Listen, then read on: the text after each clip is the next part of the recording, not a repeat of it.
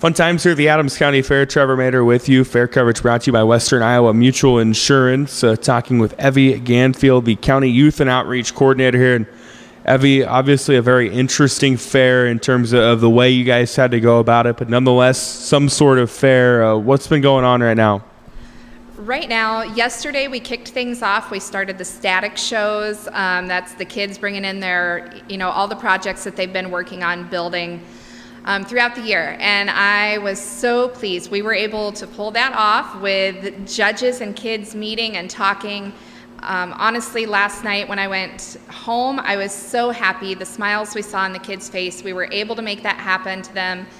As you said, it was modified. I mean, we did the social distancing, we had face coverings, sanitizer, gloves, and all that, but the kids were still smiling. So that's how we kicked it off. We're continuing to follow those best practices, working on our social distancing and all of the PPE that's available.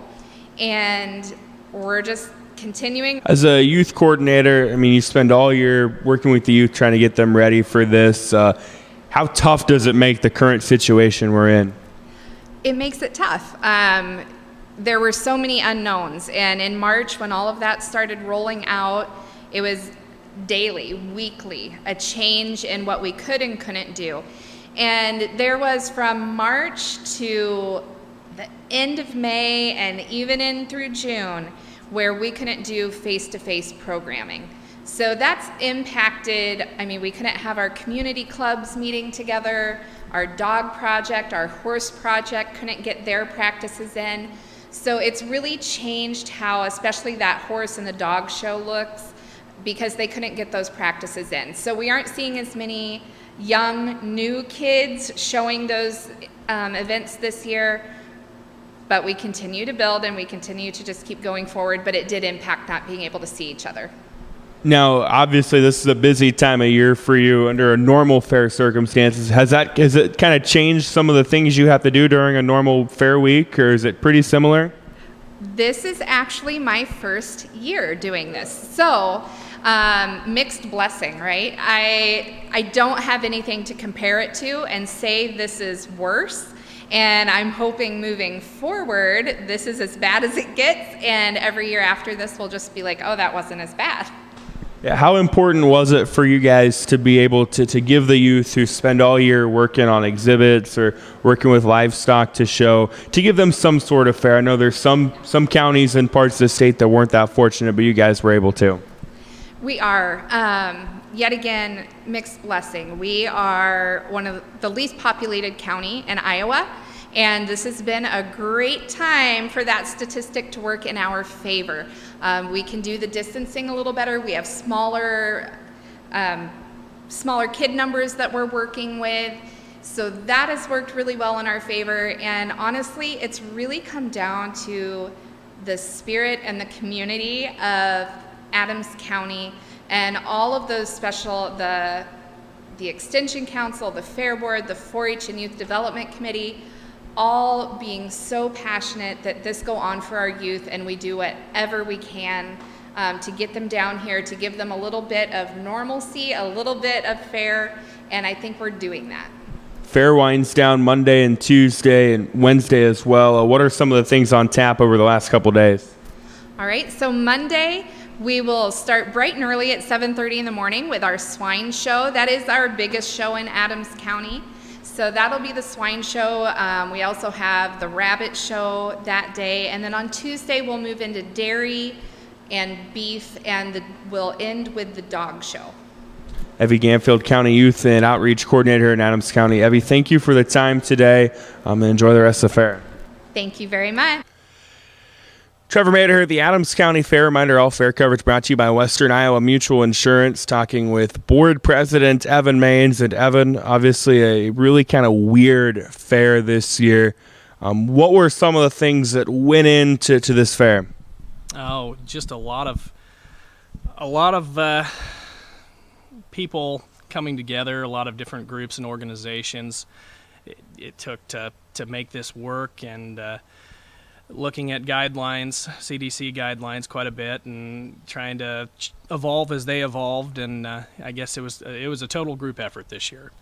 How difficult were some of the decisions you guys had to make? Pretty much a complete show and go format, and like I said, doesn't feel like a fair, but still one. Oh, it was difficult. It was very difficult. There was a lot of late nights trying to develop something that would resemble the fair, but yet give the kids and exhibitors and our attendees some safety. What kind of guidelines are in place here throughout the week? We are encouraging social distancing. We have hand sanitizers. We're wiping things down after shows. We're encouraging those who are in those demographics that are highly affected by this that you wear masks. Just anything to provide yourself with more safety is encouraged here this year. How important was it for you guys to be able to give these, FFA 4-H members some sort of fair? Very important, very important. As a former 4-H'er, you look forward to this all year, and these kids had bought animals, and we felt that it was the right thing to do to give them an opportunity to show the community the hard work that they put into it. As a board committee, what did you guys maybe kind of learn about yourselves a little bit with all the tough decisions that you had to make? We learned how to be more resilient than we'd ever been before. When you put a fair on like this, you have to be a little bit. And this year, with as much change as there was, we sure improved that. Yeah, and does this maybe as a committee kind of motivate you guys to, first of all, hope that you don't have to go through this again next year, and get you more excited for 2021, knowing the strange circumstances that we're in right now? Oh, yes, absolutely. We look forward to coming back bigger and better than ever. We want to give kids even more entertainment to try to make up for the fun that they missed this year. They'll have a little bit of fun here in the shows, but they're missing out on quite a bit. And as a committee, how frustrating was it to, in the past, Adams County's had some really cool grandstand events, not able to do that this year? It was frustrating, but we decided very early on that community safety was our number one priority, and while we'd love to have the events, we just couldn't. We couldn't put the public at risk. I know it's still a year ahead, but these things take a lot of planning. Have you guys kind of looked or brainstormed some ideas for next year, hoping that we're not kind of in the same situation? We've talked about another concert. We've talked about a demo derby. We did bull riding a couple years ago. That may come back. There's so many options on the table for us at this point, and we're kind of looking forward to getting after fair to getting into the nitty-gritty of that and planning that again. That's an exciting part of it as well. Absolutely. We're looking forward to it as well. Evan, thank you for taking time out of your busy day to talk to us, and enjoy the rest of the fair. Thank you. Still here at the Adams County Fair. Coverage brought to you by Western Iowa Mutual Insurance. Talking now with Vincent Butcher, who's been busy throughout the week here. And Vincent, what are some of the things you do here at the fair? Well, I help out with some of the shows, help set them up, and then I go and I show animals as well while I'm here. I help Evie, our 4-H coordinator, out and try and keep communications good with all the 4-H Youth Council members. What are some of the things you show throughout the week? I show my goats and my rabbits. And what's your favorite part about hanging out here at the fair? I'd say probably getting to see some of my friends I don't get to see very often and showing. How many years have you been involved in fair activities in some way? I've been involved in these fair activities for probably about 8 years. So this is obviously the first time we've ever seen a format like this where there's very limited interaction and a show and go. Does it feel kind of weird? It is very weird. Does it change anything that you've had to do throughout the week? It has changed a lot of stuff between bringing all of our equipment in to where it is just a show and go. You just bring your animals in, you show them, and then you leave. Yeah, what are some of the secrets to showing animals? I'd say probably working with your animals, getting them fitted, and training the hair.